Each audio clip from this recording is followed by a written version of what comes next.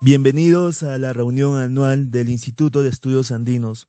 Soy el arqueólogo Huber Quispe Bustamante de Swire Consultores.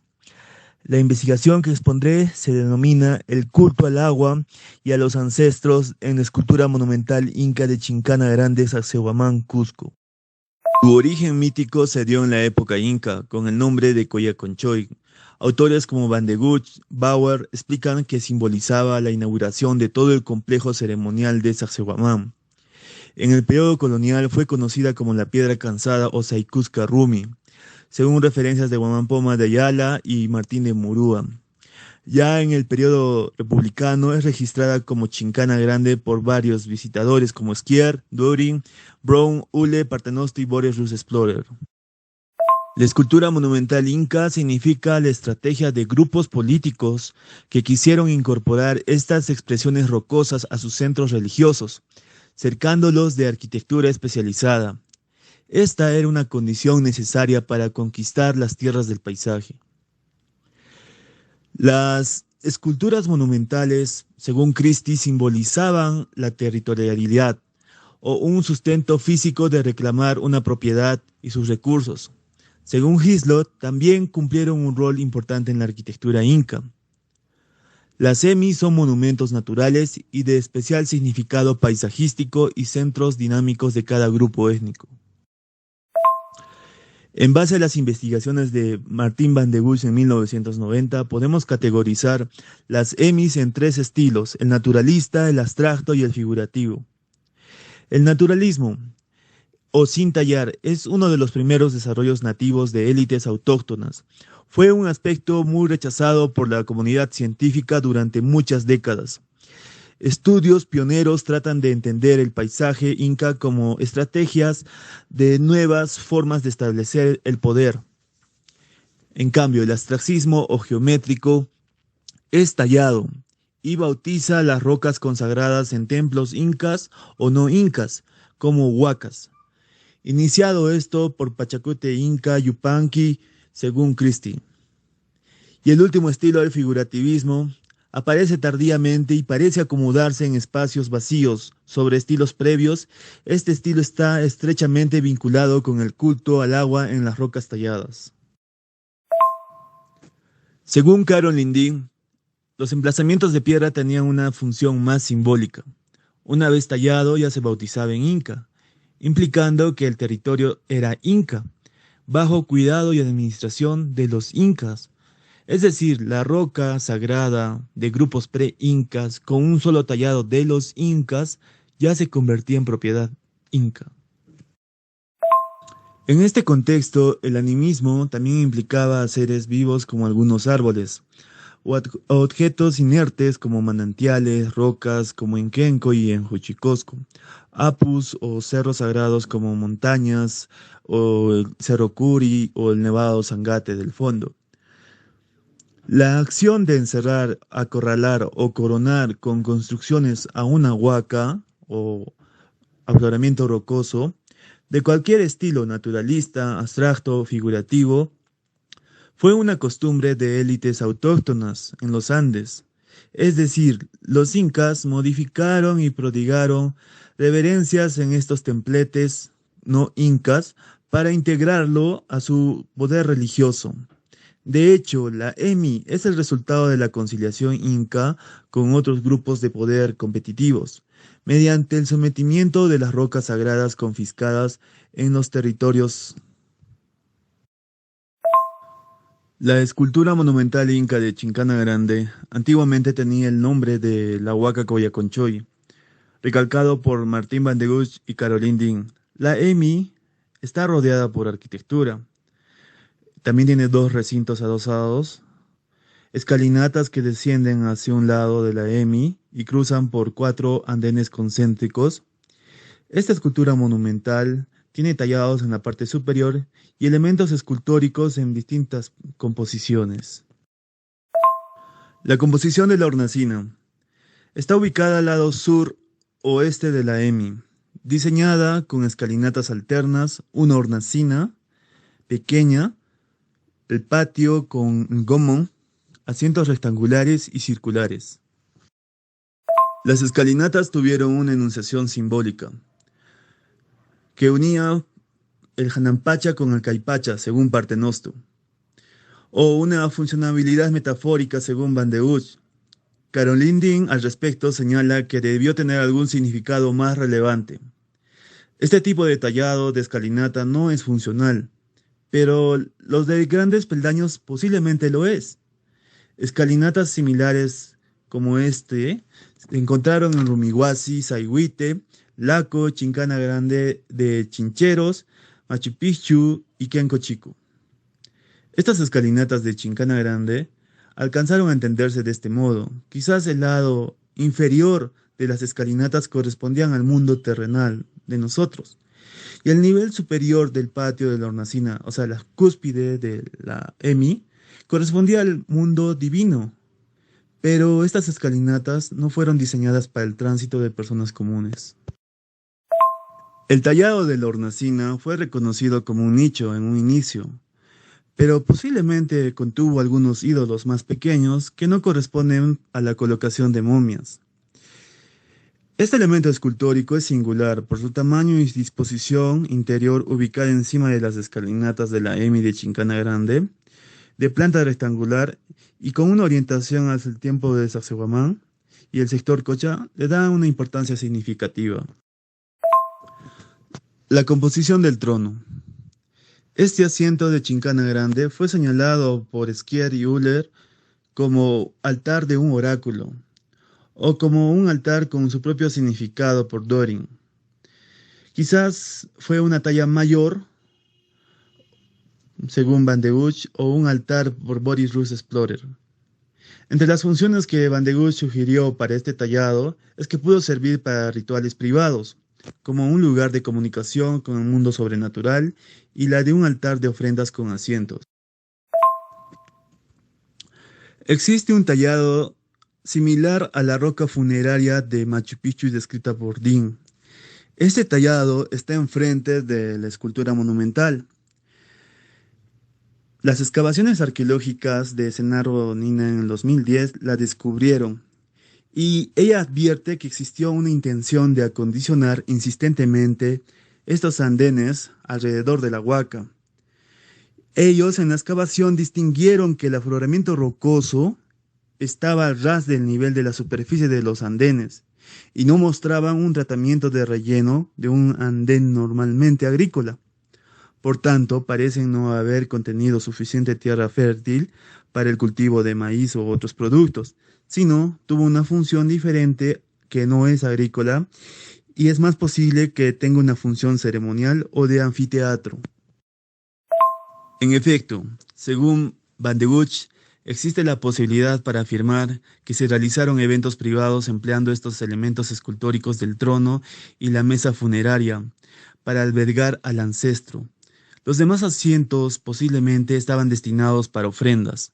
De estas dos propuestas funcionales, ambas coinciden que tanto el tallado del trono como la mesa de funeraria pudieron contener al malqui o ancestro, y fue posiblemente enfrente de esta entidad que se realizaban estas ceremonias privadas que conmemoraban sus descendientes situados en los andenes concéntricos al frente.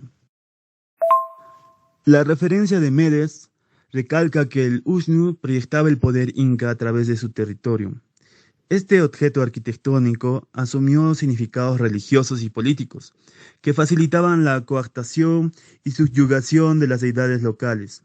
Valera y Pinomatos muestran detalles que exteriorizan qué es un Usnu, y eran a modo de templos naturales sin hacer edificio alguno. Bajo estas premisas, pienso que se debe rescatar esta forma de cómo vemos un Usnu, no solo como se tratarían de objetos arquitectónicos como simbologías religiosas incas, sino también que eran templos naturales como rocas talladas como las semis. Dentro de la composición del Goma, en la parte superior de Chincana Grande, se apreció que estuvo destruido por la extirpación de idolatrías, pero por las pocas evidencias se puede ver que no es un templo del sol, sino se trataría de una pachita como la que describe Martín de Murúa y Guamán Poma de Ayala, observadas por Dean. El conjunto de pisos encajonados dispuestos sobre la superficie superior de la EMI asemejaría a la plataforma de un USNU con un piso discontinuo. Se debe entender que un USNU siempre es una plataforma artificial construida de arquitectura o natural tallada en la roca. En ambos casos es un marcador del paisaje. Dicho de otra manera, fue considerado como una huaca. Composición de la parcha natural. Existe mucha evidencia histórica que señalan los cronistas sobre la acción de dar comida y echar ofrendas de chicha en estas fuentes talladas encima de las rocas. Beltrán Caballero recuerda que estas rocas eran espacios de memoria de los ancestros. Benavente Cesenarro menciona que eran santuarios de los antepasados. Hernández Astete recalca que la huaca, como estos ancestros o malquis, tenían una supremacía religiosa sobre los incas. Pino Matos escribe que el usnu era una manera de una sepultura donde se vertían algunos brebajes. Con este preámbulo podemos resaltar que en Chincana Grande se encontraron dos tallados de asientos rectangulares en la parte superior, que posiblemente contuvieron algún ídolo o huayqui que se encontraba al fondo del elemento escultórico. Uno de ellos en su base tiene un tallado natural circular denominado hoyo natural o cuenco conformante del cuerpo de una parcha natural.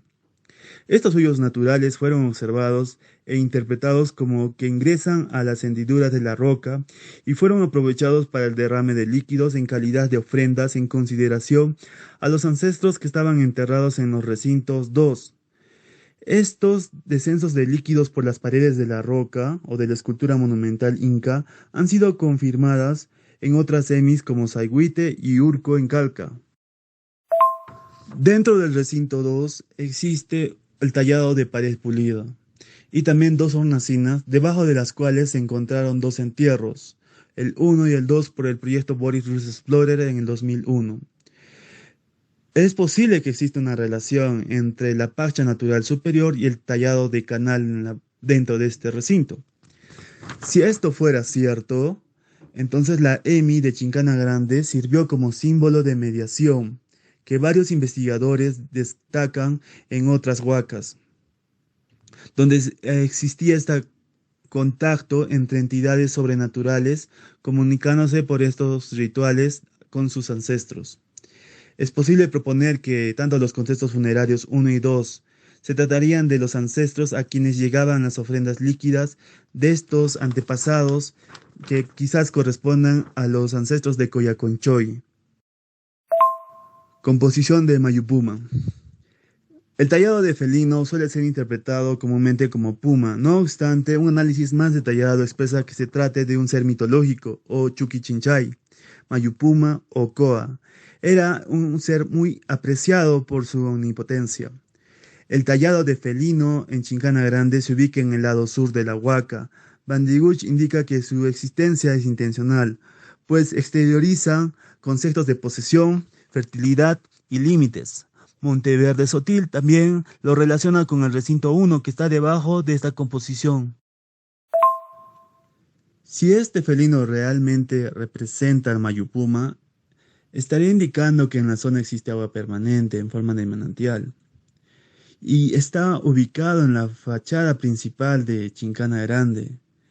El recinto 1 hallado debajo de esta composición presenta un asiento cuadrangular, una hornacina semicircular y también un canal tallado que el cronista Hernández de Príncipe lo denomina arcaduz.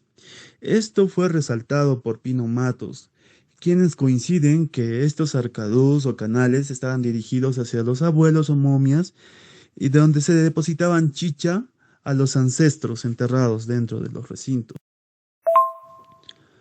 Composición de las parchas. Carrión Cachot expresa que estas parchas eran objetos rituales empleados por muchas civilizaciones andinas, incluidas la Inca.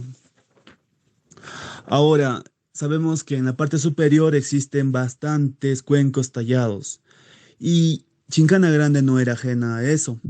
Se sabe que se podían depositar líquidos donde se derramaban ofrendas de chicha, como lo recalca el cronista Noboa, y eran para derramar chichas a los malquis, huacas y abuelos.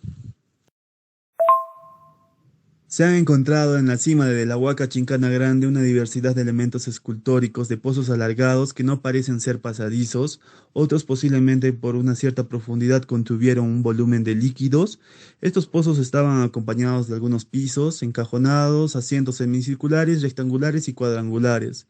Uno llama la atención, es el pozo en forma de riñón, que está asociado a un asiento rectangular tipo bañera, que puede afirmarse que es un elemento escultórico único.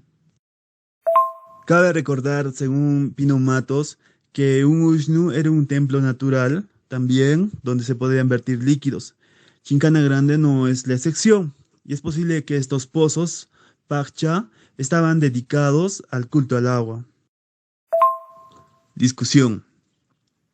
Los rituales al agua en las fiestas agrícolas buscaban la fertilidad agraria en las huacas. Existen muchas prácticas religiosas de veneración a los antepasados. Entre ellas, por ejemplo, en las emis, como una expresión de la Pachamama, donde el malqui era el habitante del templo natural.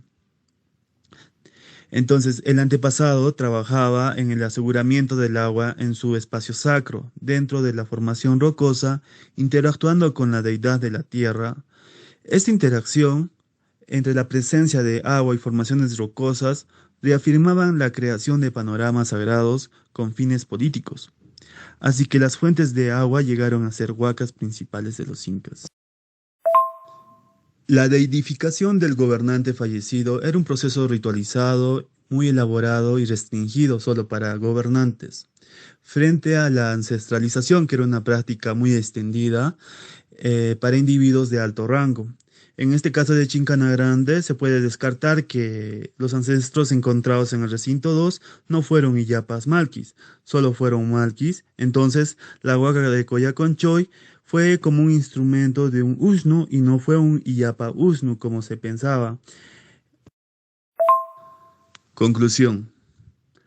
La relación simbólica que existió entre los manantiales y las emis fue considerado como sagrado.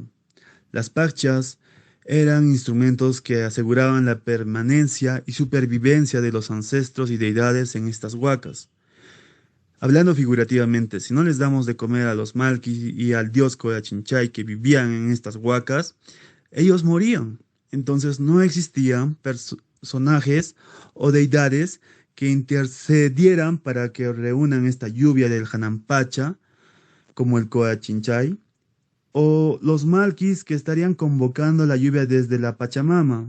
Ambos agentes intercedían para que en la huaca asegure el aprovisionamiento de agua en los cultivos. Por esta razón, el culto del agua fue muy importante en la sociedad andina e inca.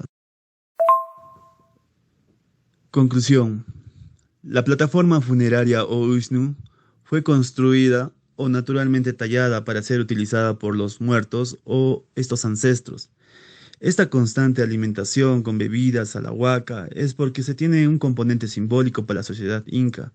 Por tanto, algunas huacas rocosas o emis eran Ushnu y generaron un paisaje mortuorio en Sacsayhuamán con escenas elocuentes de manipulación de ancestros distribuidos en las huacas, dentro de sus cámaras funerarias. A estos cuerpos se les rindieron ceremonias fúnebres en andenes concéntricos y espacios arquitectónicos especializados como las emis. Estos espacios mortuorios son espacios de negociación que afirman el poder de las élites y muestran una jerarquía de grupos humanos a través de santuarios o huacas.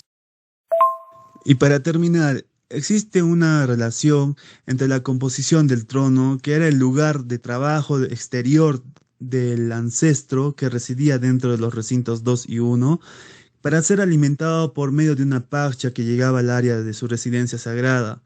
Los ancestros enterrados o malquis, mostrados en esculturas huayquis, son marcadores de territorialidad, de cómo varias unidades sociales o ayllus reales manipulaban a estos entes para asegurarse sus recursos y privilegios.